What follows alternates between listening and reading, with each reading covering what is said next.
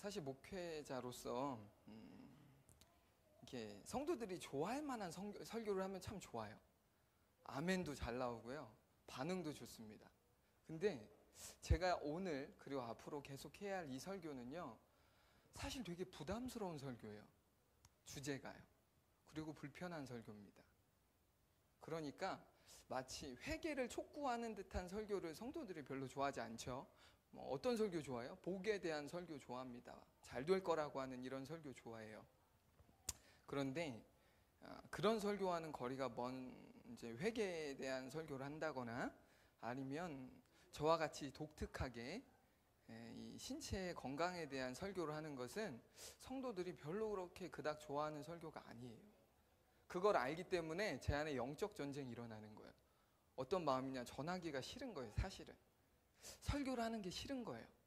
원래 싫어하는데 더 싫은 거예요. 안 그래도 설교하는 거 싫어하는데 이 설교가 더 하기 싫은 거예요. 왜냐하면 성도들의 이 마음이 벌써부터 느껴지는 거예요. 올게 또 왔구나. 또 불편한 이야기를 들어야 되는구나. 네, 아멘. 그냥 제 안에 그랬어요. 그래서 제 안에 먼저 어떤 일들이 일어났냐, 영적 전쟁이 막 일어나는 거예요. 전하기 싫은, 막 하고 싶지 않은. 어떡해, 근데 11월에 또 해야 돼. 주야. 네. 오늘 저는 이제 말씀을 준비하면서 전쟁에 대한 이야기를 좀 해야겠다라고 생각이 들었어요. 혹시 우리 중에 그럴 분 없겠지만 전쟁을 좋아하는 분 계십니까? 전쟁. 너무 크게 얘기하면 전쟁인데 작게 얘기하면 싸움이죠. 싸움 좋아하시는 분 계세요? 난 타고나기를 싸움을 좋아한다. 지금 이 눈빛은 뭐예요? 재욱이 형제한테 지금 이렇게 손을 얹으면서 당신 좋아하잖아, 당신 싸움 좋아하잖아, 약간 이런 눈빛이었어요. 맞나요? 지금 약간 그런 거였어요. 터치를 하면서 당신 말해, 당신 좋아한다고. 약간 재욱이 형제 안 좋아해요? 오케이. 아마도 히틀러나 역사적인 사람들 중에 전쟁을 좋아했던 몇몇 인간들이 있죠. 푸틴과 같은. 그런 사람을 제외하고 전쟁을 좋아하는 사람은 거의 없을 거예요. 하지만 우리가 전쟁을 좋아하든 좋아하지 않든 전쟁은 늘 있어 왔고 확실한 사실은 앞으로도 계속 있을 거예요. 오늘 뉴스를 보니까 가자 지구에 벌써 전쟁이 또 일어났죠. 그래서 이제 어떤 혹자는 인류의 역사가 곧 전쟁의 역사라고도 말했습니다. 인류가 존재하는 그때부터 지금까지 전쟁은 계속 있어 왔다 거죠. 앞으로도 계속 있을 거예요. 그도 그럴 것이 인류가 존재한 수천 년의 장구한 세월 동안에 전쟁이 없었던 때가 하루도 없었대요. 하루도. 이를 증명이라도 하듯 현재도 러시아와 우크라이나가 전쟁을 19개월째 계속해서 하고 있고, 오늘 뉴스에는 이스라엘 가자 지구 안에 전쟁이 일어났다라고 또 보도하고 있습니다. 이 외에도 우리가 알지 못하는 곳곳에서 지금 전쟁하고 있어요. 우리가 모를 뿐이에요. 그리고 관심이 없을 뿐입니다. 정말이지 흥미로운 사실은 은혜로운 말씀만 기록되어 있을 것 같은 성경에 이상하리만큼 잔혹하고 잔인한 수많은 전쟁들이 손에 꼽을 수 없을 만큼 기록되어 있다는 거예요. 성경을 한번 보세요. 전쟁에 대한 기사가 굉장히 많습니다. 전쟁에 대한 이야기가 창세기부터 나와요. 그리고 요한계시록까지. 설교를 준비하면서 전쟁의 사전적 의미를 한번 찾아보았어요. 전쟁이 뭐지? 그랬더니 이렇게 정의되어 있더라고요. 국가 간의 무력을 사용하여 충돌하는 현상 또는 행위라고요. 그래서 이제 많은 사람들이 전쟁이라고 하면 어떤 전쟁을 연상하냐면 우리나라가 있었던 6.25 전쟁 또는 대표적인 1차 세계대전, 2차 세계대전과 같은 그런 국가의 전쟁만 떠올리는 거예요. 엄청난 전쟁. 하지만 사실 전쟁에는 무기를 가지고 치열하게 싸우는 국가 간의 전쟁 말고도 어떤 종류의 전쟁이 있냐면 인간과 동물 간의 전쟁도 있고요. 그리고 기업과 기업 간의 전쟁이 있습니다. 그리고 바이러스와 같은 인간과 바이러스와의 전쟁이 계속해서 있어 왔고, 그리고 또 이런 얘기도 하더라고요. 입시가 전쟁이다. 또 취업 전쟁, 뭐 이런 전쟁에 대한 이야기들을 많이 하잖아요. 다양한 전쟁이 있어요. 다양한 전쟁들 중에서 크리스찬인 우리가 오늘 기억해야 할 전쟁이 있다. 그것이 무엇이냐? 바로 영적인 전쟁이라는 거예요.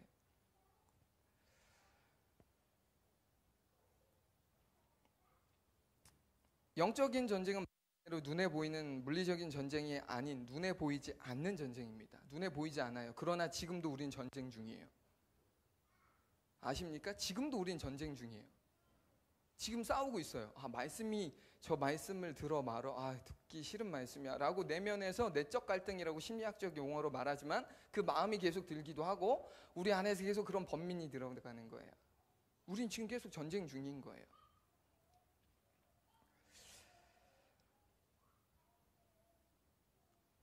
그런데 문제는 눈에 보이는 전쟁은 되게 무서워하고 그런 전쟁이 일어나지 말기를 바라지만 정작 영적인 전쟁에 있어서는 우리가 큰 관심을 두지 않고 그것이 얼마나 심각하고 그것이 얼마나 위험한 전쟁인지를 관심을 갖지 않으려고 한다는 거예요.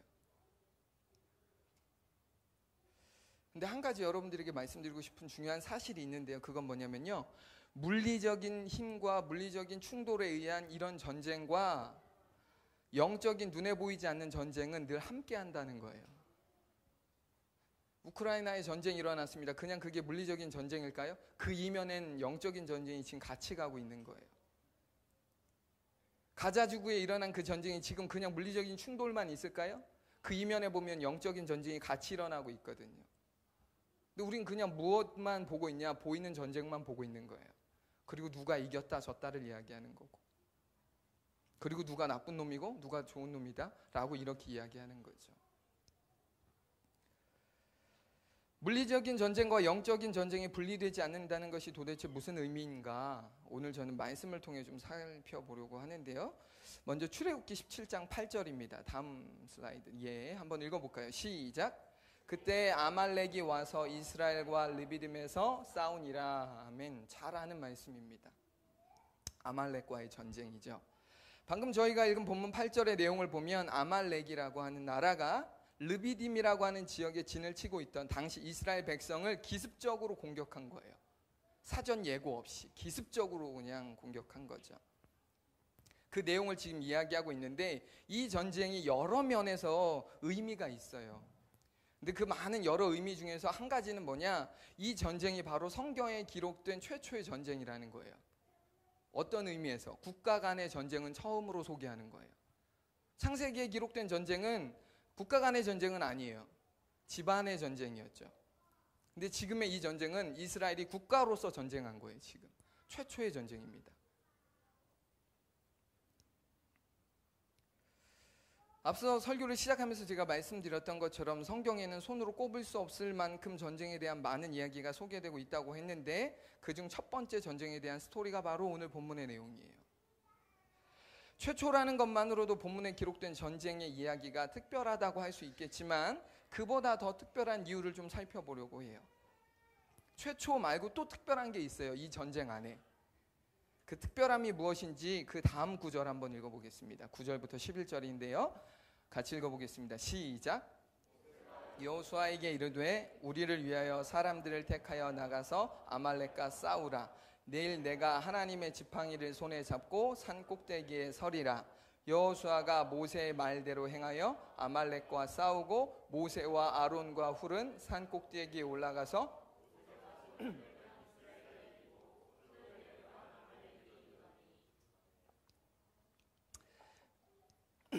사전에 어떤 예고도 없이 갑자기 아말렉이라고 하는 나라가 르비딤에 진치고 있던 이스라엘을 공격했다라고 말씀드렸어요.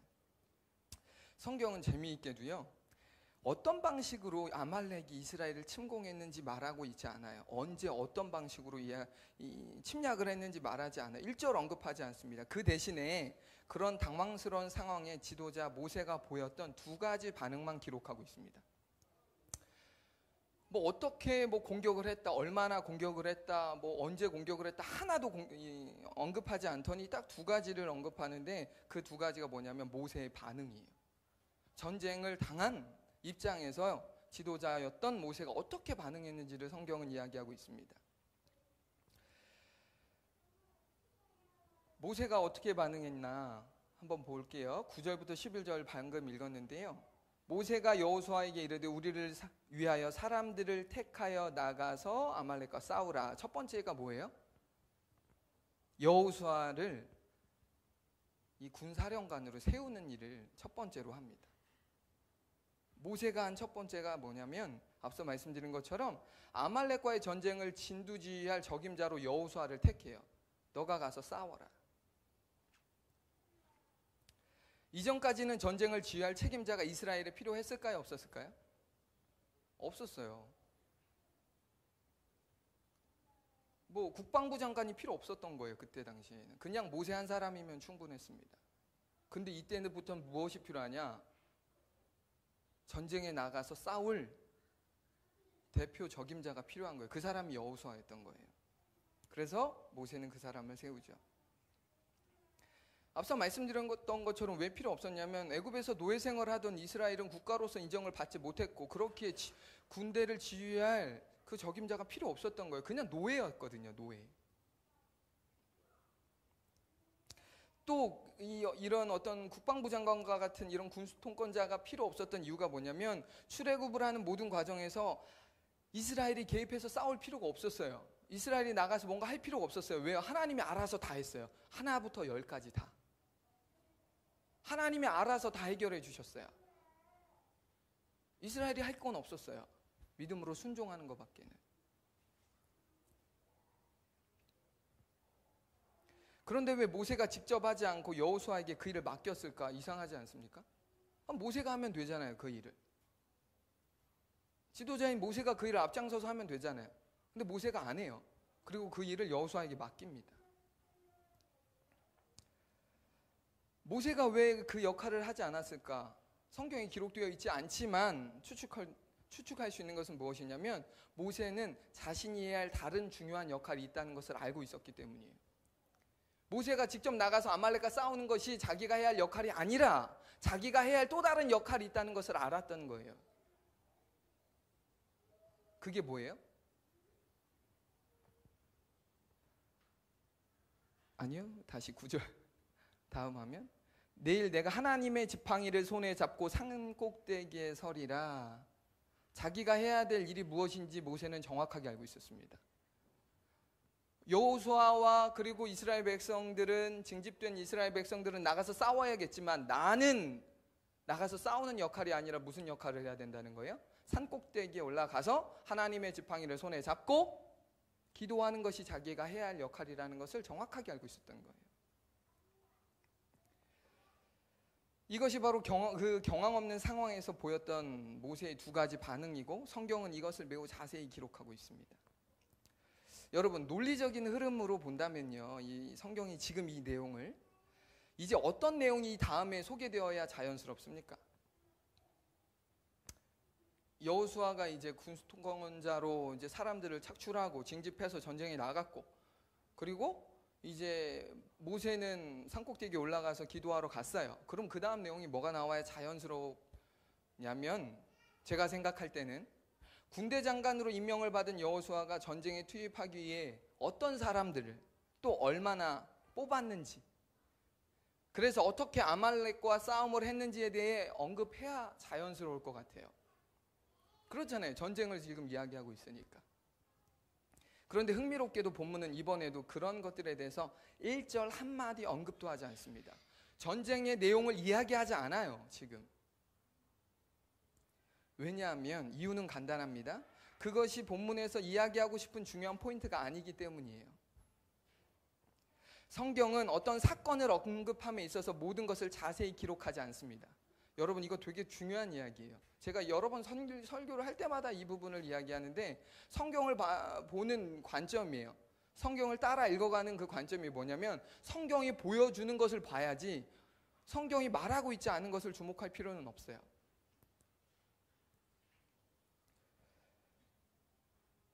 성경은요, 필요한 것을 선택적으로 언급할 뿐입니다. 필요한 것을 선택적으로 언급해요. 중요한 것을 이야기하는 거죠. 이 대목에서 성경을 읽는 우리가 알고 기억해야 할 것이 있습니다. 그것은 성경은 백과사전이 아니라는 거예요.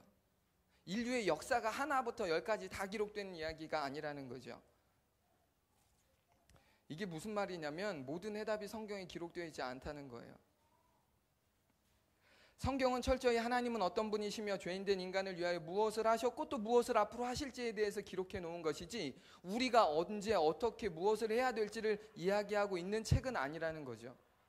제가 왜 이야기를 하냐면, 어떤 분들 중에는, 개중에 신앙생활 하시는 분들 중에는 성경을 잘 안다고 말씀하시는 분들 중에 성경의 모든 것이 해답이 있다라고 말하는 분들이 있어요. 간혹.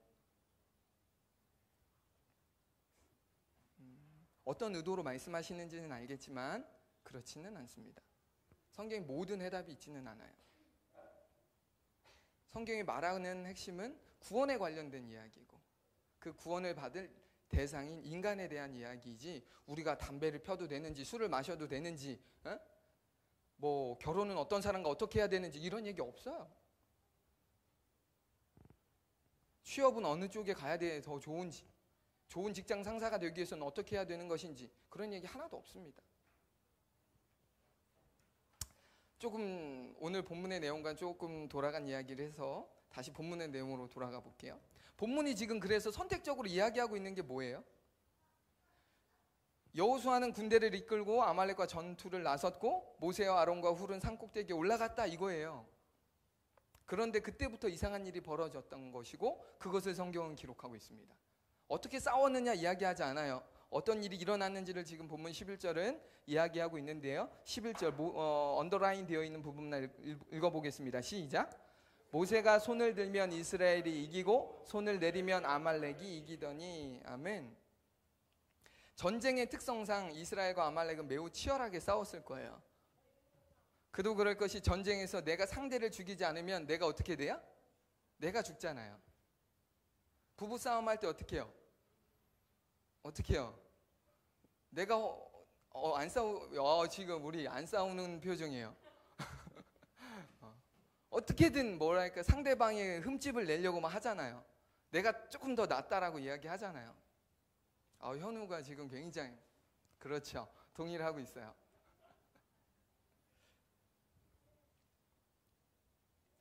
전쟁의 특성상 내가 죽지 않으려면 내가 반드시 죽여야 합니다. 그러니까 치열할 수밖에 없어요. 죽고 죽이는 그런 치열한 전시 상황 속 한 가지 매우 귀한 일이 벌어졌다고 지금 성경은 이야기하고 있어요. 그게 뭐냐면, 모세가 손을 들면 이스라엘이 전쟁에서 우위를 점하고 모세가 손을 내리면 아말렉이 전쟁에서 우위를 점했다라는 거예요. 나는 치열하게 싸우고 있는데 그것과 상관없이 지금 어떤 일이 한편에서 일어나고 있는 거예요? 모세의 손이 내려오면 이스라엘이 지는 거고요. 모세의 손이 올라가 있으면 이스라엘이 이기는 거예요. 내가 열심히 싸우는 거랑 상관없이 지금. 여기서 모세가 손을 들었다는 것은 뭐 아시겠지만 기도를 했다라는 의미입니다. 기도했다는 의미예요. 성경에서는 기도를 손은 든다라고 표현하는 곳이 여러 곳이 있는데요. 대표적으로 디모데전서 2장 8절, 그 다음 슬라이드 볼까요?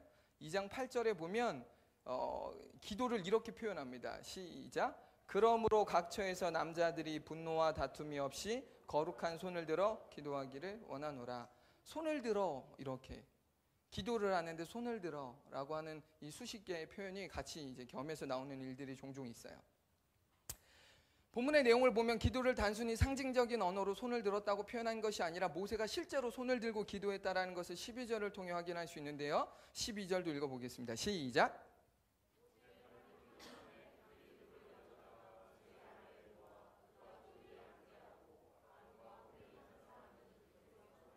저쪽에서 모세의 손을 붙들어 올렸더니 그 손이 해가 지도록 내려오지 아니한지라. 아멘. 모세의 팔이 피곤했다고 성경은 말합니다. 모세는 산꼭대기에서 아말렉과 치열하게 전쟁 중인 이스라엘 위에 손을 들고 기도했어요. 그냥 기도하면 될 것 같은데 그냥 기도하지 않고 손을 들고 기도했대요. 얼마나 간절히 기도했을까요? 지금 첫 번째로 맞은 국가적인 위기예요. 얼마나 간절히 기도했을까요? 근데 문제는 뭐냐? 생각보다 아말렉과의 전쟁이 빨리 끝나지 않은 거예요. 하나님이 한 큐에 그냥 보내주시면 좋은데, 하나님이 개입하심으로 인하여서 한 번에 그냥 끝내주시면 좋겠는데, 이상하게 팔을 들고 계속 기도하고 있는데 기도하면 이기는 것 같아서 이제 조금 기도가 조금 끝나는 것 같고 팔도 내려왔겠죠? 그러면 또 지는 거예요. 그러니까 어떻게 해요? 팔을 내릴 수가 없었던 거죠. 근데 내리고 싶지 않았지만 내려간 거예요. 아시는 것처럼 대부분의 전쟁은 하루에 끝나지 않습니다. 그런 전쟁은 없어요. 거의 없어요. 하루 만에 끝나는 전쟁은 거의 없습니다. 부부싸움도 끝나려면 짧아야 하루, 길면 며칠이 지나야 화해를 합니다. 그죠? 신혼부부들에게 묻고 싶습니다. 어느 정도의 기간이 걸리세요? 이렇게 말할 수 없는 비밀인가요? 하루 넘기. 할렐루야. 전 자꾸 길어지는 것 같아요. 자존심이 막 이렇게 있는지 이게 하루에 안 끝나더라고요. 괜히 지는 것 같고 막 이러니까. 방금 이야기하는 것처럼 사실 부부 싸움도 사실 은혜로 오니까 하루에 끝나는 거지 하루에 안 끝나거든요. 잘. 그쵸? 지금 이렇게 여기 하루에 안 끝나는 표정이에요. 우리 지금 집사님의 표정이 난 하루에 절대 끝내지 않아 이런 표정인데 하루에 끝나는 전쟁은 별로 없거든요. 역사적으로 보면 전쟁의 대부분의 기간은 진짜 짧아야 며칠이고요. 길면 몇 년, 몇십 년을 지속됩니다. 문제는 아말렉과의 전쟁을 위해 기도하던 모세의 팔이 피곤하여 지치기 시작했고 결국 모세의 팔이 내려가기 시작했다라는 거죠. 상식적으로 생각해도 당연하지 않습니까? 여러분 학창시절에 벌 받아보신 분들이 여기 계실지 모르겠어요. 요즘 벌 주면 벌도 안 주니까 학교에서. 근데 저희 때만 해도 벌 주는 게 당연했고 체벌이 당연했기 때문에 책상 위에 올라가서 무릎 꿇고 손 들고 허벅지 맞고 뭐 이런 것들 많잖아요. 그렇죠? 그럼 한 30분, 1시간은 그렇게 있었어야 돼요. 고약한 선생님은 의자를 들고 있으라고 했었어요. 30분이라고 알려주고 그거를 벌을 받아도 힘든데 중요한 건 이때 모세는요. 언제 끝날지 모르는 전쟁을 놓고 계속 기도해야 되는 거예요.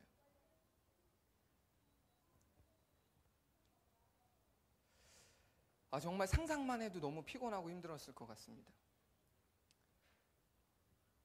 그러면 혹시 이렇게 이야기하고 생각해 볼 수 있지 않겠어요?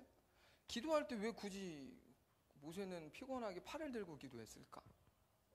그럼 팔을 애시당초 안 들고 기도했으면 됐을 텐데. 근데 팔을 들고 기도했고 팔을 들고 기도했는데 팔이 내려가니까 전쟁에서 지는 것. 하나님은 이것을 통해 무언가를 말씀하고 싶었던 거죠. 꼭 기도할 때 팔을 들고 해야 되는 거 아니잖아요. 꼭 기도할 때 눈을 감고 해야 되는 거 아니잖아요. 꼭 기도할 때 무릎 꿇고 해야 되는 거 아니잖아요. 근데 하나님께서 이때 모세의 이 행위를 통해서 무언가 말씀하시고 싶었고 무언가 보여주고 싶었던 거예요.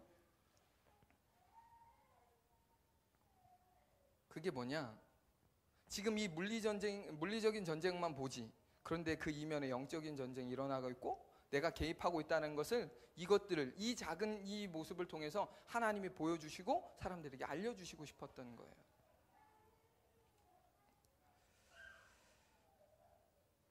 모세의 팔이 피곤해서 내려오니까 이제 그것을 지켜본 옆에 있던 두 사람이 그 내려오는 팔을 붙잡고 세워주기 시작합니다. 그랬더니 13절 여호수아가 칼날로 아말렉과 그 백성을 쳐서 무찌르니라. 13절 승리했습니다. 이스라엘과 아말렉의 이 전쟁이 특별한 이유는요. 이 전쟁이 물리적인 전쟁과 영적인 전쟁이 함께한다라고 하는 사실을 보여주고 있는 전쟁이기 때문에 그런 거예요. 단순히 그냥 이스라엘이 가나안 족속 어디랑 싸워서 이겼대 지금 이야기를 하는 게 아니고요. 하나님이 개입하심으로 여리고성이 무너졌어 지금 이런 얘기를 하는 게 아니라 지금 이 전쟁이 특별한 이유가 뭐냐? 물리적인 전쟁 그 이면에 하나님이 개입하시는 영적인 전쟁이 함께하고 있다라는 것을 여실히 보여주고 있는 전쟁이라는 거예요. 그러면 여러분 이 전쟁만 특별하게 물리적인 전쟁과 영적인 전쟁이 함께하는 전쟁이었을까요? 당연히 아닙니다. 인간이 하는 모든 전쟁은 다 하나같이 예외 없이 물리적인 전쟁과 영적인 전쟁이 같이 갑니다. 부부싸움도 마찬가지예요. 남편과 아내가 싸웁니다. 물리적으로 다퉈요. 뭔가 말을 하죠. 서로를 비난해요. 근데 그 이면에 그 내면에 어떤 전쟁이 지금 일어나고 있는 거예요? 영적인 전쟁이 같이 가고 있는 거예요. 우리가 왜 부부싸움 한 이후에 왜 회개하죠? 상대방한테만 미안하다고 하면 되잖아요. 여보 내가 잘못했어. 내가 말이 심했어. 라고 하면 되지만 우리가 그 문제를 가지고 하나님 앞에 나아가는 이유가 뭐예요? 내가 그 과정에서 하나님이 원하시는 대로 내가 말하지 않았고 하나님이 원하시는 대로 내가 그 사람을 품어주지 않았기 때문에 불순종했기 때문에 그 부분에 있어서 하나님 죄송합니다라고 말하는 거잖아요.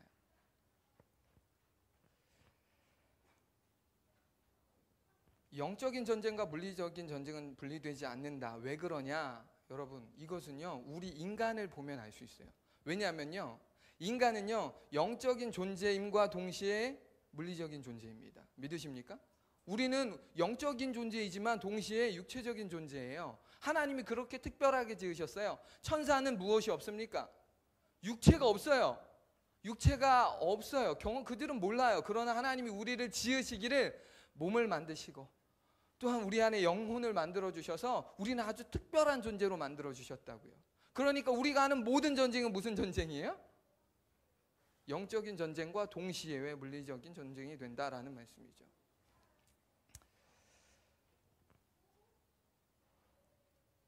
이 내용에 대해서 제가 지금 계속 이야기하고 있는 내용에 대해서 사도 바울이 이야기한 게 있어요. 사도 바울이 에베소 교회 성도들에게 이렇게 얘기합니다. 그 다음 화면 보여주세요. 읽어볼게요. 시작. 우리의 씨름은 혈과 육을 상대하는 것이 아니요 통치자들과 권세들과 이 어둠의 세상 주관자들과 하늘에 있는 악의 영들을 상대함이라. 아멘. 사도 바울이 강조하고 있는 건 뭐냐면요 우리의 씨름 곧 싸움의 대상의 본질이 눈에 보이는 남편도 아니고 옆에 있는 친구 아니고 옆에 꼴 보기 싫은 어떤 누구 직장 상사 아니고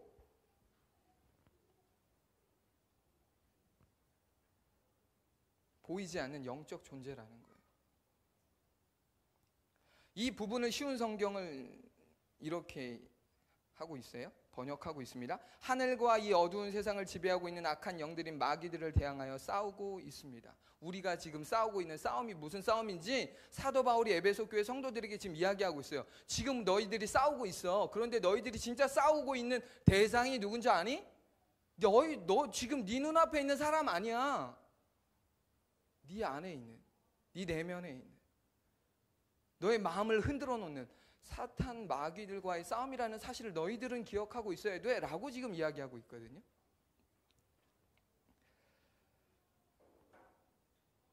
이것이 오늘 말씀을 듣는 저와 여러분에게 매우 중요한 이유는 뭐냐면요 우리의 매일의 삶이 곧 악한 영들인 마귀와의 전쟁이다 라고 하는 이야기를 저는 지금 하고 싶은 거예요. 우리의 삶은 지금 계속 전쟁 중이잖아요. 우리의 삶이 전쟁이에요. 우리 아까도 말했지만 입시 전쟁, 취업 전쟁 그런 것만 전쟁이 아니라 삶이 전쟁이에요. 삶이 아침부터 자기 전까지가 전쟁이에요. 그런데 문제는 뭐냐? 대부분의 사람들이 눈에 보이는 대상과만 싸우려고 한다는 거예요. 눈에 보이는 어떤 환경과 싸우는 거예요.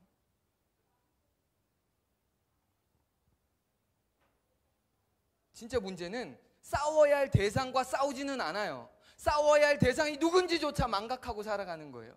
내가 누구랑 싸우고 있지? 그것조차 망각한 채 싸우고 있는 거예요. 그리고는 그 사람을 비난하고 험담합니다. 아 짜증나 진짜 막 이런 식인 거예요. 아 저 사람만 없으면 좋겠고 이 환경에서만 좀 벗어났으면 좋겠고.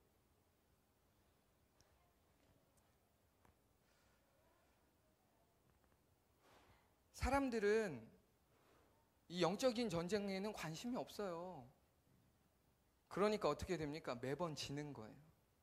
매번 똑같은 곳에서 넘어지고 매번 똑같은 일들에 있어서 화가 나고 매번 똑같은 것들에 있어서 분노가 치밀어요. 우리가 알아야 할 것은 이것이 바로 악한 영들인 마귀의 치밀한 전략이다라는 사실이에요. 이런 마귀의 치밀한 전략을 누구보다 잘 알고 있었던 사도 베드로는요. 아까 사도 바울이었어요. 사도 베드로도 또 이야기합니다. 베드로전서 5장 8절. 그 다음 화면인가요? 읽어보겠습니다. 시작. 근신하라 깨어라 너희 대적 마귀가 우는 사자와 같이 두루 다니며 삼킬 자를 찾고 있다. 우리는 지금 눈에 보이는 대상과 어떻게든 싸워서 이기고 나의 자존심을 지켜보려고 하지만 그게 아니라 네가 진짜 싸워야 할 대상은 악한 영들, 그 사탄 마귀들과 싸워 이겨야 하고, 그런데 그것을 싸우려면 뭐부터 하라는 거예요? 지금 베드로는 더 구체적으로 말합니다. 근신하여 깨어 있어야 한다라고 말하는 거예요. 깨어 있어야 된다는 거예요. 영적인 잠을 자면 지금 누구랑만 싸우는 거예요? 내 앞에 있는 누구랑만 싸우는 거예요.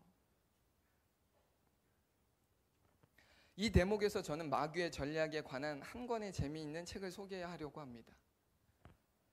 제가 오늘 소개하려고 하는 책은요, 그 다음 화면, 제가 개인적으로 제일 좋아하는, 제가 개인적으로 영적 스승으로 생각하고 있는 분인데 C.S. 루이스예요.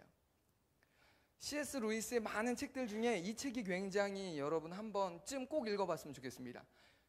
제목이 뭐예요? 스크루 테이프의 편지라는 책입니다.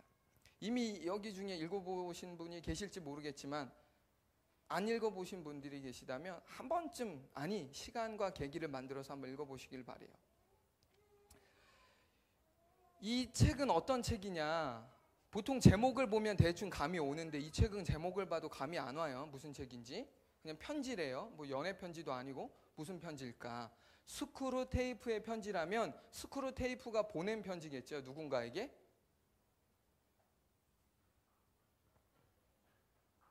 이 책은 어떤 책이냐면 이 내용은 그렇습니다. 사탄 마귀들이 인간을 넘어뜨리고 무력화시키기 위한 전략에 대한 내용인데, 그걸 어떻게 재미있게 풀어냈냐면 삼촌 마귀 스크루테이프가 조카 마귀 웜우드에게 인간을 무너뜨릴 수 있는 31가지의 방법을 이야기하고 있어요. 인간을 어떻게 하면 무너뜨리고 교회에서 가르치는 것들을 어떻게만 조금 비틀면 이것을 우리가 원하는 입맛대로 바꿀 수 있는지를 소개하고 있는데요. 소름 돋아요. 소름 돋습니다. C.S. 루이스가 아주 정확하게 찝어내는 거예요. 사탄이 교회 안에서 특히 믿는 자들에게 어떤 식으로 행하고 있는지, 우리가 믿고 있는 이것들이 잘못된 믿음인지도 모른 채 믿고 있는 이것들을 사람들은 그냥 의심 없이 믿고 있는데 그것들을 교묘하게 거짓된 믿음을 심어주는 거죠. 그 내용들을 막 소개하고 있어요. 이 스크루테이프의 편지라는 책을 통해 C.S. 루이스가 말하고 싶은 것은 무엇이냐, 인간을 타락시키기 위해 사탄 마귀들은 끊임없이 전략을 세우며 공격하고 있다, 지금 이야기를 대중들에게 지금 이야기하고 있는 거예요. 지금 사람들은 앞서 말씀드렸지만 영적인 공격, 영적인 전쟁, 뭐 사탄 마귀 이런 거에 관심 1도 없거든요. 그런데 지금 그렇게 관심 1도 없는 사람들을 대상으로 너희들 정신 차려야 돼. 지금 사탄 마귀가 어떤 치밀한 전략을 가지고 인간을 무력화시키는지 아니? 지금 그것들을 소개하고 있거든요. 문제는 이 책에서도 언급하고 있지만 사람들은 사탄 마귀의 어떤 영적 공격에 별로 관심이 없다는 것이고, 중요한 사실은 이것이 바로 사탄 마귀의 치밀한 전략 중 한 가지라는 거예요. 사탄이 원하는 게 뭔지 아십니까? 관심을 갖지 않게 만드는 거예요. 그 다음 화면. 사탄의 전략은 무관심이에요. 누구에 대한 무관심? 사탄에 대한 무관심이에요. 사탄 마귀들이 무엇을 하고 있는지 그거에 대해서 관심 갖지 않게 만드는 거예요. 어떤 것을 여기게 만듭니까? 이런 얘기하면 무슨 판타지야? 무슨 영화 내용이야?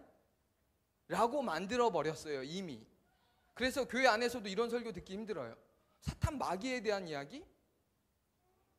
우리가 하나님 앞에서 어떻게 살아갈지에 대해서 이런 이야기들을 많이 듣지만 정작 그 일을 방해하는 사탄 마귀들이 지금 무슨 일을 하고 있는지에 대해서는 관심이 없어요.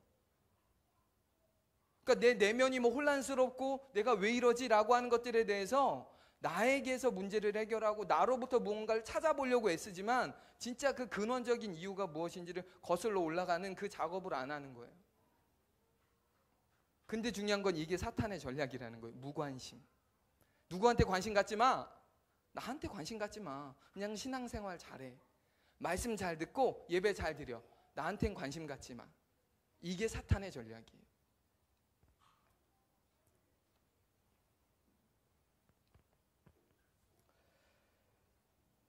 우리가 이 대목에서 알아야 되는 게 뭐냐면요, 복음서에 보면 예수님께서 3번 사탄에게 시험 받는 장면이 나와요. 근데 여러분, 예수님도 시험 받았어요. 예수님도 사탄이 감히 예수님을 시험했어요. 그 짧은 공생의 기간에 3번만 받았을까요? 잠시 떠나갔다고 성경되어 있습니다. 보세요. 잠시 떠나갔다고 되어 있어요. 하물며 우리는요. 하물며 우리는 계속해서 공격받는 거예요. 계속해서. 왜냐하면 앞서 제가 읽어드렸던 베드로전서 5장 8절의 말씀에서 확인한 것처럼 우리의 대적 마귀는 우는 사자와 같이 잠시도 쉬지 않고 두루 다니며 삼킬 자를 찾고 있기 때문이고, 그 삼킬 자, 그 먹잇감이 저와 여러분인 줄 아셔야 한다라는 사실이에요. 놀라운 사실은 예배를 드리는 지금도 예외가 아니라는 거죠.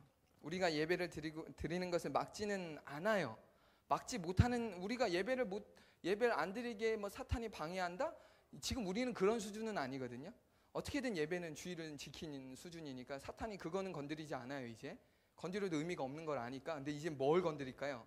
예배를 드리는데 형식적인 예배를 드리게 만드는 거예요. 나 예배 드렸어. 나 오늘 헌금했어.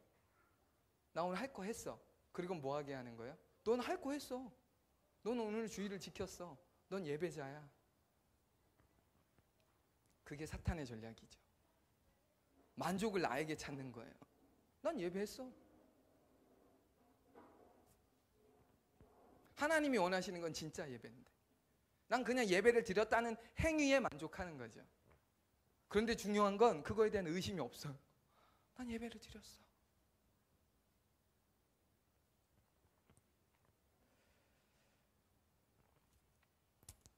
제가 우려하는 것은 뭐냐? 이런 착각과 오해를 아무런 의심 없이 굳게 믿고 있는 이들이 교회 안에 너무 많다는 거예요. 교회 안에 나 신앙생활 한다고 말하는 사람들 안에 자기의 신앙생활에 대한 것들을 정말 면밀하게 살피려고 하고, 내가 하나님 앞에 온전한 예배를 드렸는지, 내가 그렇게 정말 하나님이 원하시는 삶의 예배를 드리고 있는지, 이런 것들에 대해서는 아니고 그냥 내가 오늘 예배를 드렸고 나는 해야 할 11조를 했고 나는 해야 할 무언가를 했어. 그러니까 나는 예배를 드렸어. 라고 이런 식으로 맞춤표를 찍는 이 자체가 그냥 그렇게 어떤 공식처럼 되어 있다라는 것이고, 그것을 의심하지 않는다는 거예요.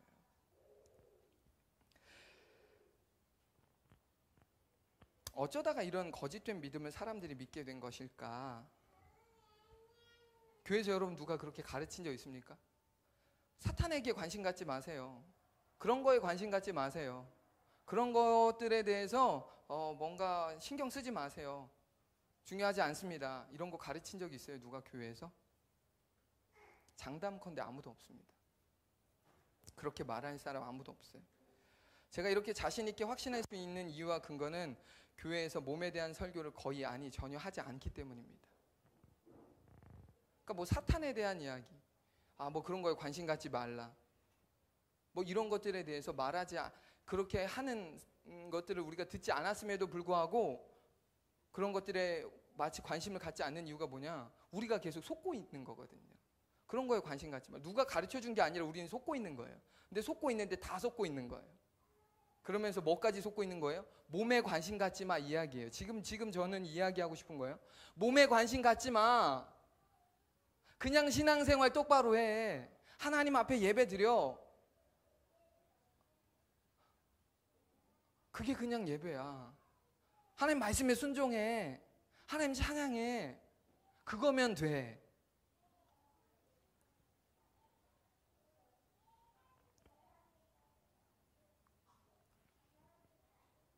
그게 사탄의 전략이라고요. 몸에 관심 갖지 않게 만드는 것. 몸에 대한 무관심. 그것이 바로 사탄의 전략이에요. 세들백 교회의 원로 목사인 리거렌 목사님도 그의 책 다니엘 플랜에서 이렇게 얘기합니다. 교회에서 몸에 관한 주제는 완전히 무시되어 왔다라고요. 교회에서 몸에 대한 주제는 완전히 무시되어 왔다. 근데 중요한 건 무시하려고 무시한 게 아니라 그것이 사탄의 전략이었던 거예요. 몸에 관심 갖지 마. 왜냐? 이것이 가지는 힘이 엄청나다는 것을 사탄은 알고 있거든요.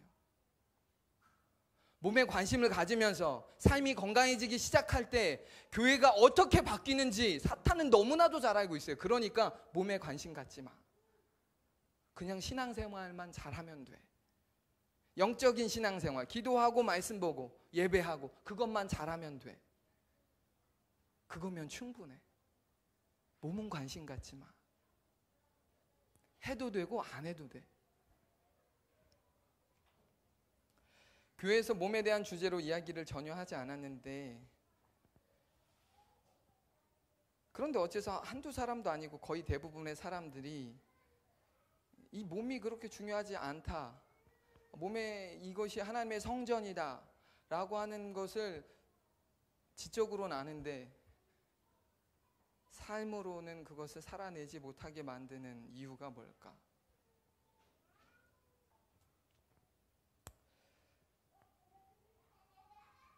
그것은 계속 말씀드리지만 사탄이 우리에게 계속 거짓말을 심어놓거든요. 그것을 속고 있는 거예요. 속는 겁니다. 이것에 대해 리고렌 목사님은 그의 책에서 또 이렇게 이야기하고 있는데요. 이 부분을 좀 같이 공유하고 싶어서 제가 퍼왔어요. 한번 읽어볼까요? 중간 부분입니다. 시작. 건강하게 살지 않기를 바란다. 왜냐하면 당신이 건강하게 살게 되면 하나님을 영화롭게 하기 때문이다. 그래서 사탄은 당신이 꼼짝달싹하지 못하도록 지속적으로 부정적인 생각을 불어넣는다. 사탄은 당신의 마음속에 내가 어떤 사람이라고 생각해? 너는 절대 변하지 않을 거야. 너는 과거에도 변하지 못했어. 이번에는 내가 다를 것이라고 생각하는 근거는 무엇이지? 절망적이야. 내게는 희망이 없어. 그러니 시도도 하지 마. 너 지금까지 못했잖아. 너 앞으로도 못해. 넌 못해. 너 의지박약이야. 넌 할 수 없어. 넌 그거 안 좋아하잖아. 너 운동하는 거 안 좋아하잖아. 너 식단하는 거 안 좋아하잖아. 그냥 네가 원하는 거 먹고 네가 하고 싶은 대로 편하게 사는 거 좋아하잖아. 그렇게 살아 라고 사탄이 그렇게 이야기하는데, 그것을 우리는 어떻게 해석해요? 내가 의지박약이야. 나는 그런 걸 별로 좋아하지 않아. 내 취향이 아니야. 난 가만히 있는 걸 좋아해. 근데 그것이 마치 진짜 믿음으로 여기는 거예요. 그거 하나님의 음성 아니고 하나님이 나에게 원하는 거 아닌데 그것이 마치 하나님의 음성인 것처럼 진짜 내가 원하는 것으로 여기면서 나는 안 해.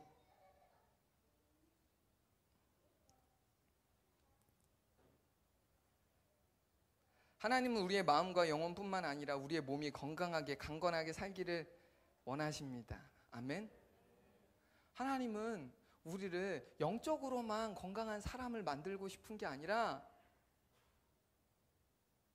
우리의 전체가, 우리의 모든 영역이 하나님의 통치를 받는 은혜 가운데 있기를 원하십니다. 아멘. 그게 전인적이라고 표현하는 거잖아요. 우리는 전인적이라고 하는 표현을 교회 안에서 되게 많이 쓰는데 뭐만 쏙 빼놓는 줄 아세요? 신체는 빼버립니다. 왜? 하기 싫거든요. 왜냐하면 그것만큼은 내가 하고 싶지 않은 거예요. 그것만 빼버립니다. 그리고 나머지를 순종한다고 말하는 거예요. 크리스찬에게 있어서 먹고 마시는 것 그리고 몸을 움직이는 것은 단순히 몸을 관리하는 차원이 아니에요, 여러분. 몸 관리하라고 지금 제가 이야기하는 거 아닙니다. 우리가 먹는 것을 조절하고 우리가 나의 몸을 움직여서 강건하게 만드는 목적은 단순히 자기 관리 잘하라는 얘기가 아니라 청지기로서 우리의 몸이 주님의 것이라고 하는 이 사실을 같이 믿고 같이 순종하자라고 하는 이야기예요. 자기 관리는 그런 차원에서 이야기하는 건 복음 없는 세상에서 이야기하는 거고, 우리 안에서 하나님이 원하시는 것은 시간 관리, 돈 관리, 무슨 관리가 아니라 너의 시간이, 너의 물질이, 너의 건강이 다 내 거라고 하는 사실을 믿니?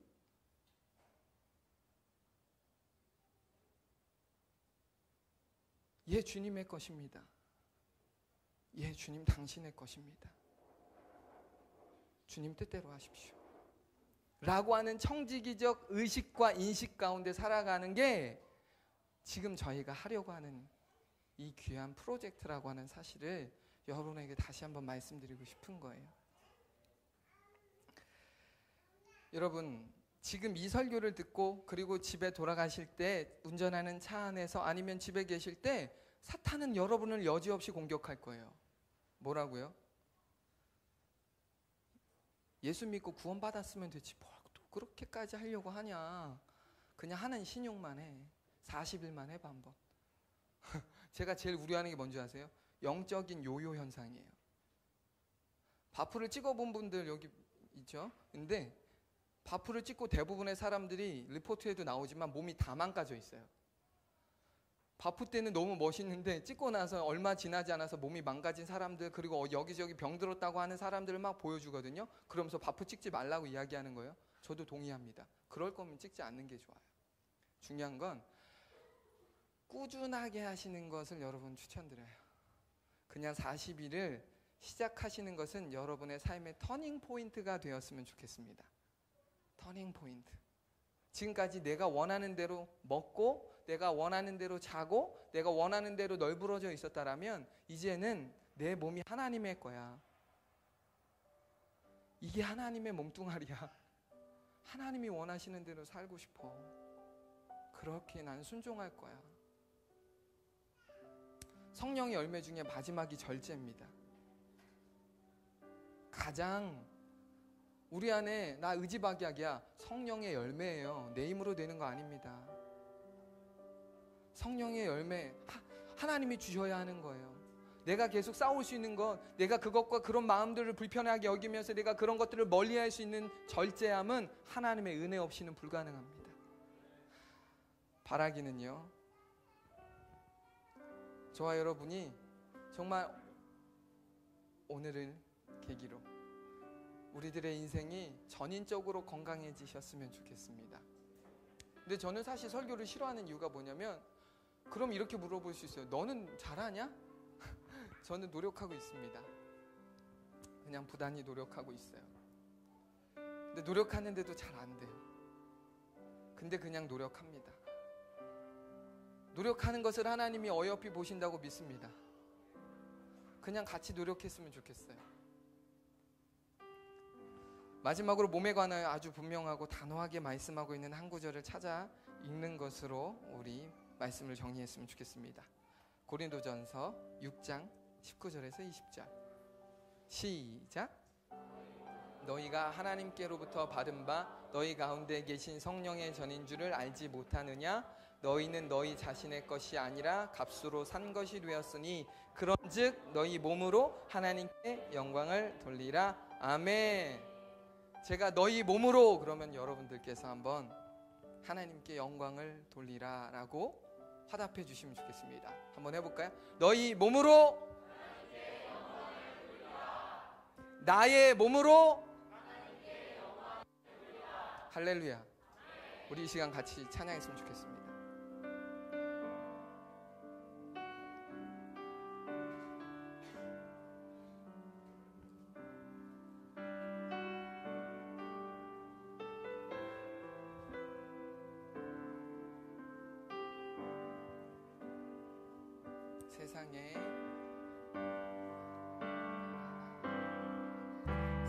세상의 유혹 시험이 내게 몰려올 때에 나의 힘으론 그것들 모두 이길 수 없네. 거대한 폭풍 가운데 위축된 나의 영혼 어찌할 바를 몰라 헤매이고 있을 때 거짓과 속임수로 가득 찬 세상에서 어디로 갈지 몰라 머뭇거리고 있네. 우주의 권세 잡은 자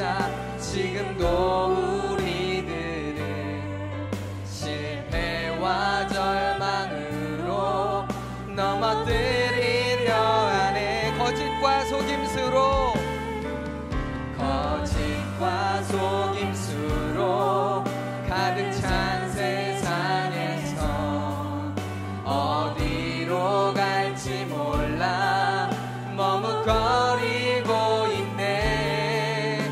공중의 권세 잡은 자 지금도 우리들을 실패와 절망으로 넘어뜨리려 하네. 주를 찬양, 주를 찬양,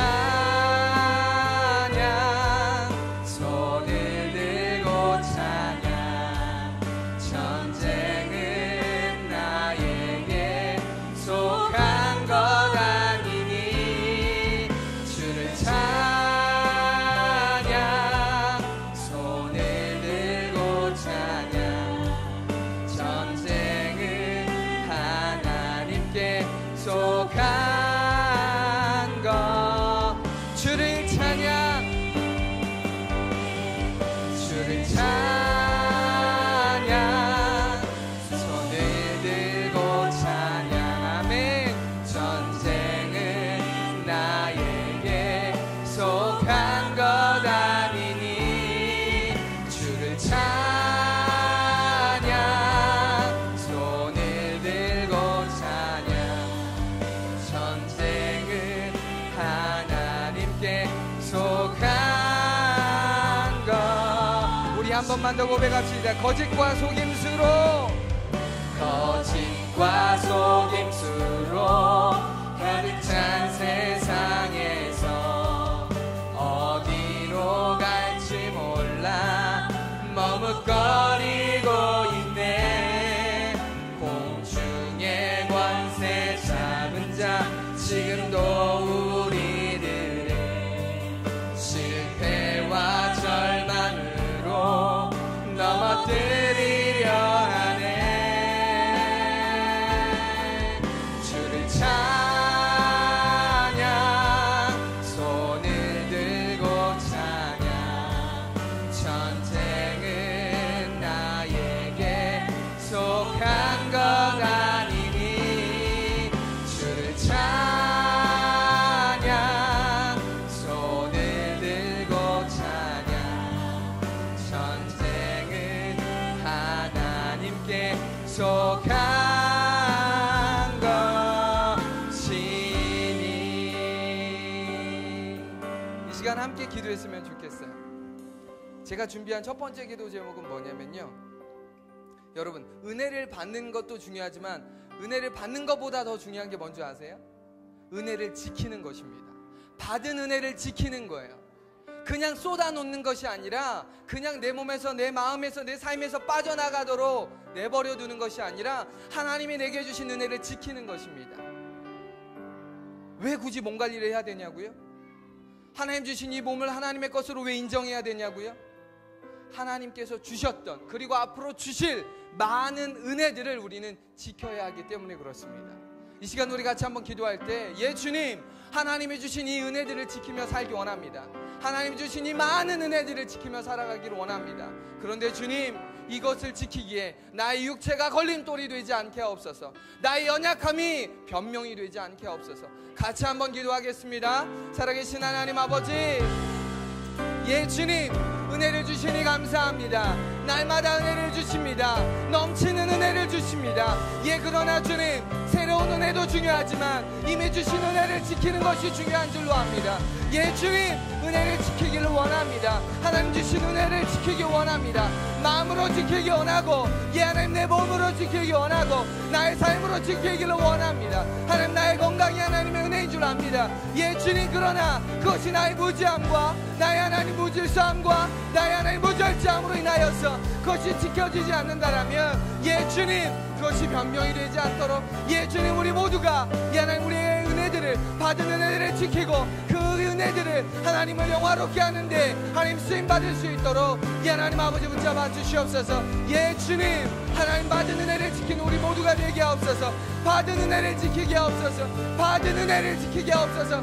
사단의 거짓말에, 하나님 사단의 거짓 전략에 속지 않게 하시고, 나의 몸이 하나님의 것임을, 나의 삶이 하나님의 온전한 통치 가운데 있음을 예 주님 그렇게 인정하며 예 주님 그렇게 믿음으로 살아내는 하나님 저희가 되어줄 수 있도록 예 아버지 하나님 붙잡아 주시옵소서. 예 주님 속한 것이니 주를 찬양 주를 찬양 손을 들고 찬양 전쟁은 나에게 속한 것 아니니 주를 찬양 손을 들고 찬양 전쟁은 하나님께 속한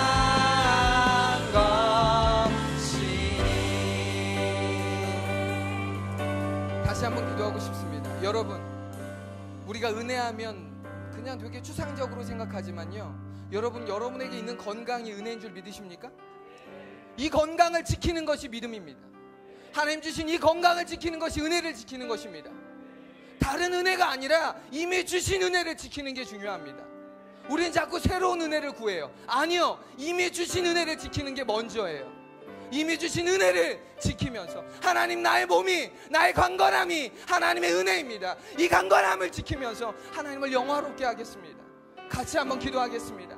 예 주님, 하나님이 주신 건강이 은혜입니다. 하나님 내게 주신 건강이 은혜입니다. 내게 주신 모든 것이 은혜입니다. 나에게 주신 다리가 은혜고 내게 주신 손가락이 은혜고 내게 주신 목소리가 은혜고 내게 주신 몸뚱아리가 은혜입니다. 예 주님, 이것을 통하여 하나님을 드러내라고 주셨는데, 예 하나님을 증거하라고 주셨는데, 하나님이 주신 이 은혜를 지키라고 주셨는데, 예 주님 그렇게 하지 못했던 연약함들이 있었습니다.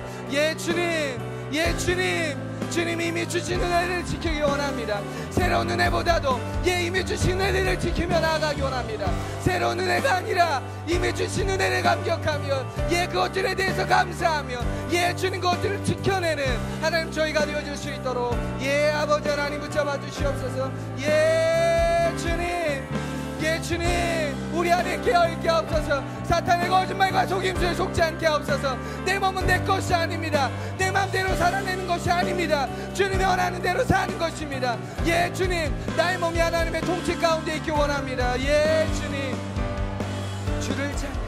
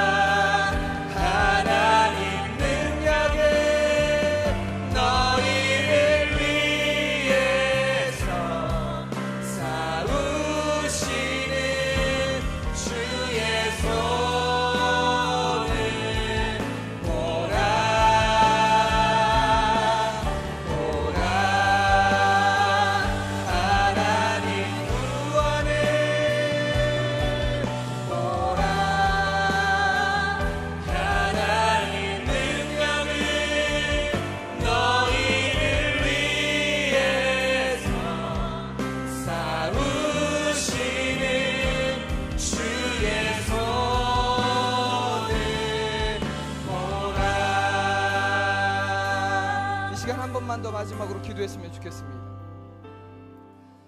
하나님은 사탄은 아까 말씀드렸던 것처럼 우리의 몸이 망가지길 원하고 우리가 몸 관리하는 것에 관심을 두지 않기를 원해요. 근데 이게 사탄의 첫 번째 전략이라면요, 또 다른 전략이 있어요. 그게 뭐냐? 몸 관리를 하되 너를 위해서 하라는 거예요.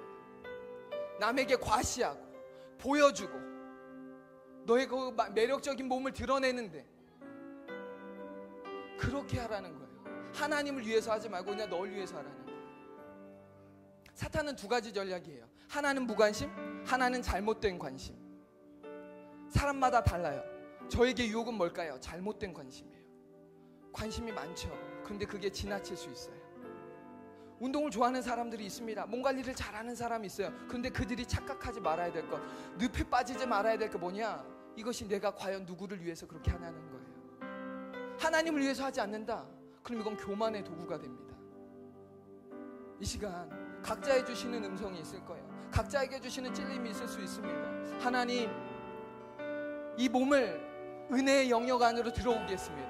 은혜의 영역 안에 가지고 오겠습니다. 하나님, 이것을 나를 위해서 하는 것이 아니라 주님 당신을 위해서 하겠습니다. 복음의 도구가 되도록 하겠습니다. 하나님의 사명을 이루는 통로가 되게 하겠습니다. 같이 한번 기도하겠습니다. 사랑하신 하나님 아버지, 예 주님, 사탄은 치밀하게 거짓과 속임수로 하나님 우리를 무너뜨리고 우리의 잘못된 길로 가게 합니다. 예 주님, 사탄은 우리로 하여금 무관심하게 만들고 잘못된 관심을 가지게 합니다. 예 주님, 우리가 그 어떤 길로도 아니라 그 어떤 목적으로도가 아니라 예 주님 당신을 위하여, 당신을 위하여 예 하나님, 이 몸이 쓰여지길 원합니다. 나의 건강함이 주님의 의를 드러내고 주님의 뜻을 드러내는 하나님 통로가 되어질 수 있도록 하나님 아버지 붙잡아 주시옵소서. 예 주님, 우리가 무엇을 하든지 하나님 영광 위하여 하라 하셨습니다. 예 주님, 우리의 몸관리가 예 하나님 우리의 절제함이 하나님의 영광을 위하여 하게 하옵소서. 하나님, 나의 개인적인 만족과 유익이 아니라 하나님을 위하여 하게 하여 주옵소서. 하나님을 위하여 하게 하여 주옵소서. 예 주님을 위한 도구가 되게 하옵소서. 예 주님, 예 주님 붙잡아 주시옵소서. 예 주님,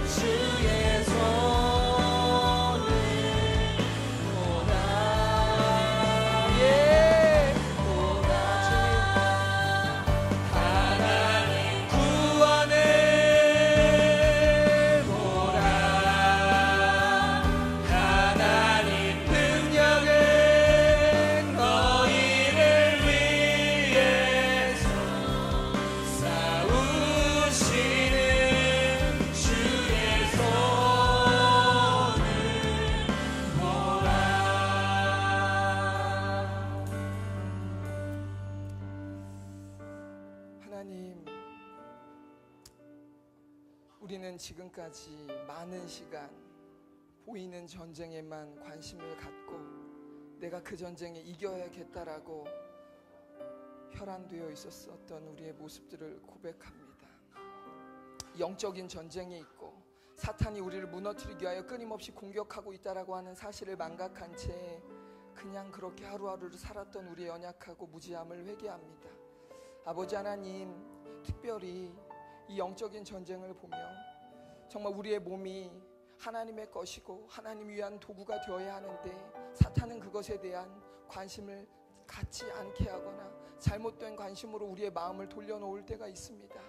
주님, 우리가 지금껏 그렇게 살아왔다라면 하나님, 오늘 계기로 우리의 삶의 관심이, 하나님 몸에 대한 관심이 하나님 달라지게 하시고 이 몸이 주님의 통로, 복의 통로가 되게 하시고 주님을 드러내는 도구가 되어질 수 있도록 하나님이 우리를 사용하시는데 이것이, 이 몸뚱아리가, 이 작은 질그릇이 하나님 앞에 귀하게 쓰임받을 수 있도록 하나님 아버지 붙잡아 주시옵소서. 한국교회가 속고 있습니다. 하나님, 불쌍히 여겨 주시옵소서. 구원받았고 신앙생활만 잘하면 된다라고 거짓된 속임수에 속고 있는데 하나님, 그것에 속지 않고 저항할 수 있는 건강한 교회가 될 수 있도록 먼저 우리를 축복하시고 우리를 통해 그런 은혜가 흘러가게 하여 주시옵소서. 감사를 드렸고 살아계신 예수님의 이름으로 기도했습니다. 아멘. 할렐루야. 설교를 하면 이래요. 제가 목소리가 안 나와요. 원래 축도도 제가 하고 해야 되는데 우리 축도는 상임 목사님께 좀 부탁드리고 싶고, 마지막 화면 하나만, 죄송합니다. 화면에 우리 지훈이 사진이 있는데,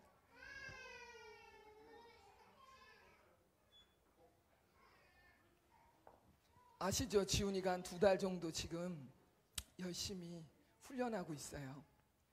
근데 그냥 몸만 바뀌는 게 아니라 이 친구 원래 성경도 안 읽고 큐티도 안 했는데 이제 그것들도 막 하는 거예요. 진짜 멋있다. 비포 애프터 이랬다가 이렇게 됐습니다. 우리 제2의 지훈이가 계속해서 나왔으면 좋겠습니다. 할렐루야. 아멘.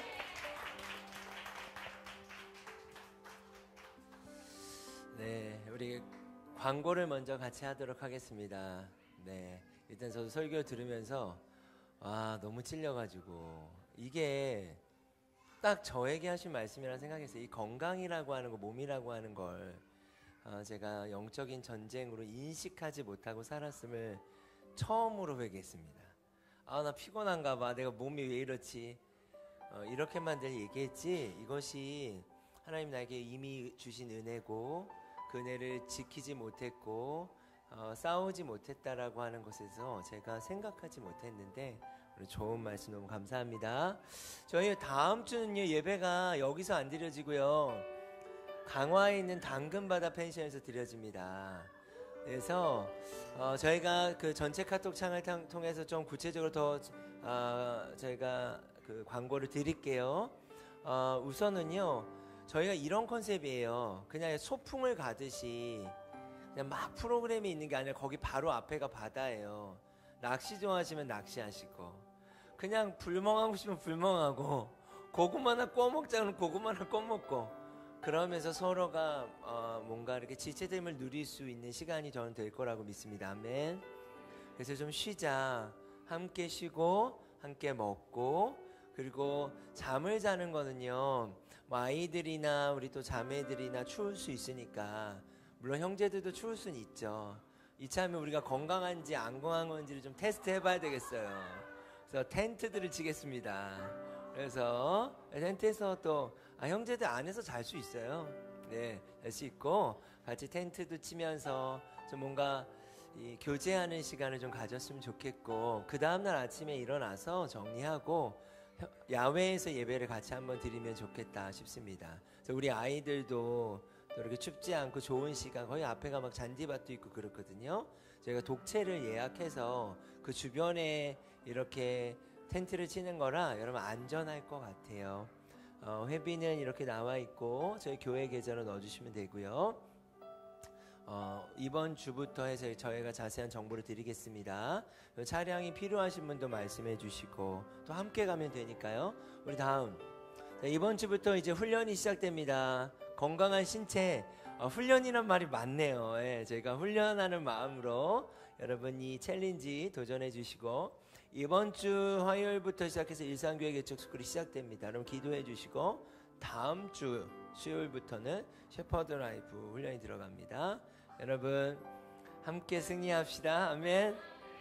제가 축도하고 마치겠습니다. 이제는 저희 교회의 머리가 되시고 또 주인이 되어주시는 예수 그리스도의 은혜와 하나님의 놀라우신 사랑하심과 성령님의 간섭하시고 내주해 주시는 그 은혜가, 그 사랑이 특별히 40일 챌린지를 통해서 다시 한번 이미 주신 우리의 몸인 은혜를 지켜가기를 소망하고 도전하는 우리 모든 성도들 가운데 건강한 교회로서의 전쟁이 계속해서 시작되고 지켜지고 또 그 은혜를 누릴 수 있기를 간절히 축원합나이다.